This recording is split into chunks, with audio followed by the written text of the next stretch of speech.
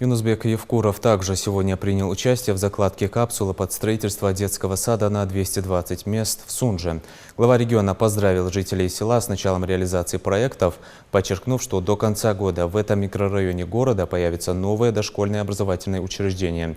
Ингушский лидер также провел инспекцию мест строительства социальных объектов в Сунже. Так, Юнусбек Евкуров обозначил место строительства общеобразовательной школы на 720 ученических мест и физкультурно-оздоровительного комплекса с бассейном. Оба объекта планируется построить в 2020 году.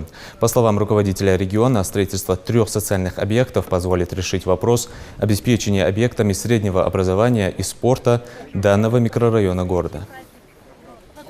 В следующем году, даже может в этом году начнут строительство, но в следующем году школа у нас. В 2020 году, к концу года школы садик закрываем.